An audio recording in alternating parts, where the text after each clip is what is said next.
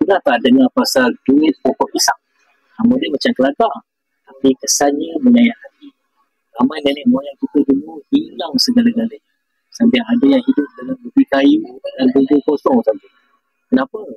Sebab semuanya berpunca daripada satu kesabaran, iaitu percaya sepenuhnya pada duit kertas. Zaman penjajahan Jepun tahun 1942 hingga 1945, Jepun keluarkan mata wang sendiri dekat tanah Melayu.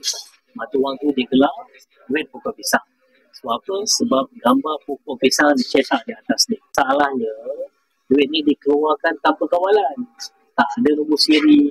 Senang sangatlah dipalsukan. Dan akibatnya, tanah Melayu mengalami inflasi yang luar biasa teruk. Harga barang naik mendadak. Duit banyak tapi tak boleh nak buat apa-apa. Nenek moyang kita masa tu terpaksa makan bubur nasi kosong dengan ubi kayu. Sebab tak mampu pun nak beli barang-barang keperluan asas. Bila Jepun kalah, mereka buang duit pokok pisang tu dari kapal terbang. Menunjukkan mata wang tu dah tak laku. Bayangkan, duit yang dikumpul bertahun-tahun terus jadi kertas yang tak bernilai pun. Paling sedih, ada orang Melayu yang tak tahu pun Jepun dah kalah masa tu.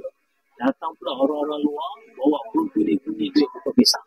Tukar dengan tanah dan ladang getah. Jadi ramai orang kampung yang tertipu masa tu. Sejak peristiwa itu, sebahagian besar nenek moyang kita mula simpan harta dalam bentuk emas. Bukan sebab nak berjujuk, tapi sebab mereka belajar sesuatu. Emas tak pernah jadi kertas. Emas tetap ada nilai walau dia runtuh, ekonomi goncang ataupun dunia tak menentu.